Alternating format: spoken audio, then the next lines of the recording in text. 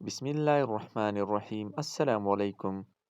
اشفاق احمد صاحب ایک تاجر کا انتہائی ایمان افروز واقعہ بیان کرتے ہیں کہ دمشق کا معروف و مشہور تاجر شام ڈلے سڑکوں پر ٹہل رہا تھا۔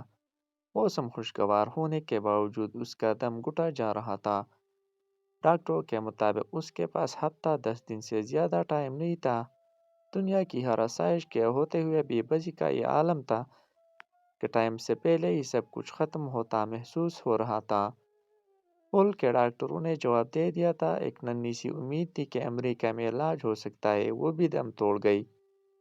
جب وہاں کئی مہینے ٹیسٹ وغیرہ کروانے کے بعد سینئر ترین ڈاکٹر نے آخر کار ایک دن آ کر نرمی سے سمجھایا کہ آپ کے پاس زیادہ ٹائم نہیں ہے، لہٰذا میرا مشورہ ہے اور عقل مندی یہی ہوگی کہ باقی کا قیمتی ٹائم آپ اپنے بیوی بچوں کے ساتھ گزارے۔ بےخبری کے عالم میں نہ جانے کتنی دیر ٹہلتا رہا۔ اس کی سوچوں کا تسلسل تب ٹوٹا جب ٹہلتے ٹہلتے وہ ایک تنگ سے بے رونق پل پر پہنچ چکا تھا۔ سڑک پر دوسری طرف اسٹریٹ لائٹ کے نیچے ایک خاتون کھڑی کسی آدمی سے گفتگو کر رہی تھی۔ عورت اس مرد کی منتیں کر رہی تھی کہ گھر میں بچوں کو کھلانے کے لیے کچھ نہیں، کرایہ دینے کی سخت نہیں ہے، اس لیے انہیں زبردستی گھر سے نہ نکالے۔ لیکن وہ آدمی عورت کو ڈانٹ رہا تھا، کہہ رہا تھا کرایہ دو، خواہ کوئی دھندا کر کے دو ورنہ اس کا سامان باہر پھینک دے گا۔ عورت مسلسل رو رہی اور منت سماجت کر رہی تھی، لیکن وہ آدمی اول فول بکتے گالیاں دیتے چلا گیا تو تاجر بے دیانی سے اس عورت کے پاس چلا گیا۔ دراصل میں نے ابھی گزرتے ہوئے تمہاری اس آدمی کے ساتھ تھوڑی سی گفتگو سنی ہے۔ مجھے بتاؤ میری بہن، تمہارا کیا مسئلہ ہے؟ دلوں کا حال تو اللہ جانتا ہی ہے بہن، مجھے بتاؤ کیا بات ہے؟ بولی، میں ایک بیوہ عورت ہوں، میرے چھوٹے چھوٹے بچے ہیں، شوہر کو فوت ہوئے سال ہونے کو ہے۔ شروع میں تو پڑوسی رشتہ دار کچھ مدد وغیرہ کر دیتے تھے، پھر آہستہ آہستہ سب نے ہاتھ کھینچ لیا۔ گھر میں راشن نام کی کوئی چیز نہیں ہے، مالک مکان کا صبر بھی ختم ہو گیا ہے۔ اس نے کل شام تک کی آخری مہلت دی ہے، اگر کرایہ نہ دیا تو سامان سمیت گھر سے نکال دے گا۔ میرے پاس اب اور کوئی چارہ نہیں رہا۔ یہ کہتے ہوئے اس کی آواز بیٹھ گئی۔ اس نے بھی جلدی سے دوسری طرف مڑ کر بہانے سے اپنے آنسو صاف کیے، پھر مڑ کر جلدی سے بولا، بس بس ٹھیک ہے بہن، کوئی بات نہیں۔ اور اپنی جیبوں میں ہاتھ ڈالے تو پتہ چلا کہ جیبوں میں جو رقم ہے وہ نہ ہونے کے برابر ہے، کیونکہ جس عالم میں وہ نکلا تھا اسے تو ہوش ہی نہیں تھا۔ اس نے خاتون سے کہا، فی الحال یہ رکھو اور مجھے اپنا ایڈریس بتاؤ۔ فکر کرنے کی کوئی ضرورت نہیں ہے، اپنے گھر جاؤ، انشاءاللہ سب ٹھیک ہو جائے گا۔ خاتون بے یقینی کے انداز میں اس کی طرف دیکھ رہی تھی، جیسے سوچ رہی ہو کہ اس پہ بھروسہ کرے کہ نہ کرے۔ اس نے پھر سے یقین دہانی کرائی کہ تم جاؤ اور ایڈریس بتا دو بس۔ اس نے آخر کار ایڈریس بتا دیا اور پھر ایک طرف کو چل پڑی۔ تھوڑی دیر تک خاتون کو جاتا دیکھنے کے بعد وہ مڑا اور واپسی کی طرف تیزی سے قدم اٹھانے لگا۔ گھر پہنچ کر اس نے کافی مقدار میں نقدی لی اور ڈرائیور کو بڑی وین نکالنے کو کہا، پھر خود ڈرائیو کرتے ہوئے شہر کے 24 گھنٹے کھلے رہنے والے سٹور سے راشن کی بڑی مقدار وین میں بھری اور خاتون کے بتائے ہوئے ایڈریس پر پہنچ کر سارا راشن اس کے گھر اتارا۔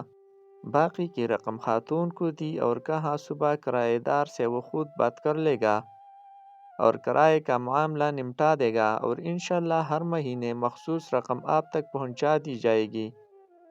یہ کہہ کر جلدی سے بنا کچھ کہے سنے واپس مڑ گیا۔ خاتون بت بنی بے یقینی کے عالم میں کڑی آنسو بھری نگاہوں سے دیکھتی رہ گئی اور وہ وین سمیت نظروں سے اوجھل ہو گیا۔ اس کی کیفیت اب کافی بلکہ بہت مختلف تھی۔ اس کے انگ انگ سے خوشی پھوٹ رہی تھی۔ کچھ گھنٹوں پہلے جو اس کی حالت تھی وہ اب یکسر بدل گئی تھی۔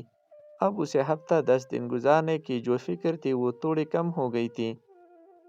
ہفتہ 10 دنوں کا خیال آتے ہی اس نے کاغذ قلم لے کر خاتون کا ایڈریس لکھ کر وصیت لکھی کہ ہر ماہ باقاعدگی سے 4 لوگوں کے معقول سے بڑھ کر خرچے کی رقم اس ایڈریس پر بھجوائی جائے، اور کاغذ کو لفافے میں بند کر کے تجوری میں رکھ دیا۔ اب اسے لگ رہا تھا کہ اپنے آخری سفر کے لیے وہ تیار ہے، یا تھوڑی بہت تیاری کر لی ہے۔ پھر ہفتہ گزر گیا اور 10 دن گزر گئے، پھر مزید 10 اور پورے 15 دن گزر گئے۔ گھر والوں کے کہنے کے باوجود وہ ہسپتال نہیں گیا، اور پھر پورا 1 مہینہ گزر گیا اور اگلے مہینے کی رقم بھی اس نے فوراً بھجوا دی۔ پھر ایسے ایک مہینہ کرتے پورا سال گزر گیا اور وہ معمول کے مطابق رقم بھجواتا رہا۔ پھر 5 سال، پھر 10 سال گزر گئے اور پھر پورے 20 سال گزر جانے کے بعد ایک رات وہ معمول کے مطابق تہجد کے لیے اٹھا۔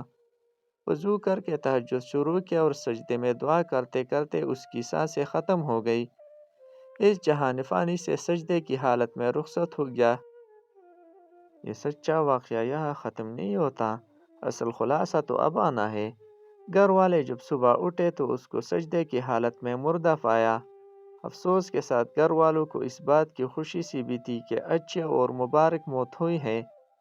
خیر، تکفین و تدفین اور دیگر انتظامات کے بعد اولاد کا تجوری اور وصیت کھولنے کا وقت آیا تو بند لفافہ بھی نکل آیا جو کم از کم 20 سال پہلے کی تاریخ کا ان کے والد کے ہاتھ کا لکھا ہوا تھا، اور اس کا مطلب تھا اس لکھے گئے ایڈریس پہ 20 سال سے رقم دی جاتی رہی ہے۔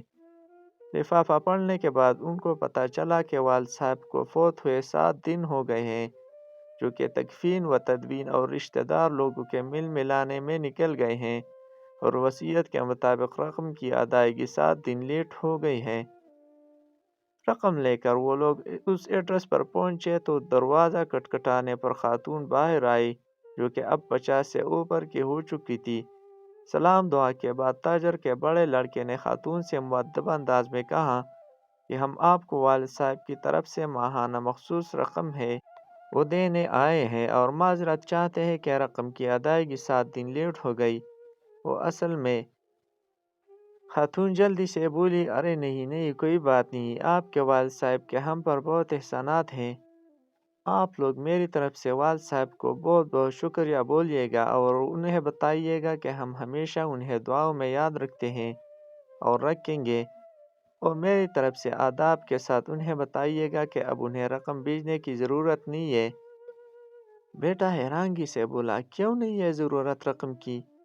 خاتون نے خوشی کے آنسوں میں ملی آواز میں جواب دیا، اللہ کے فضل سے مہینہ پہلے میرے بڑے بیٹے کی ملازمت لگی تھی اور 7 دن پہلے ہی بیٹے کو اس کی پہلی تنخواہ ملی ہے۔ خاتون روانی میں پتہ نہیں کیا بولے جا رہی تھی، جبکہ لڑکوں کے کانوں میں خاتون کا یہی جملہ اٹک کر رہ گیا تھا، 7 دن پہلے ہی میرے بیٹے کو اس کی پہلی تنخواہ ملی ہے۔ اشفاق احمد صاحب فرماتے ہیں کہ آپ صلی اللہ علیہ وآلہ وسلم کا فرمان ہے، رازداری میں کیا گیا صدقہ اللہ تعالیٰ کے غصے کو بجھاتا ہے۔ یہ واقعہ کسی بھی مرد وزن کے لیے سبق حاصل کرنے کے لیے کافی ہے۔ یہ دنیا فانی ہے، ہم سب نے ایک نہ ایک دن یہاں سے کوچ کرنا ہے۔ آج اپنے ہاتھ سے کی گئی نیکی یا کیا گیا صدقہ ہماری قبر کو ٹھنڈک سے بھر دے گا، روشنیوں کے مینار ہوں گے۔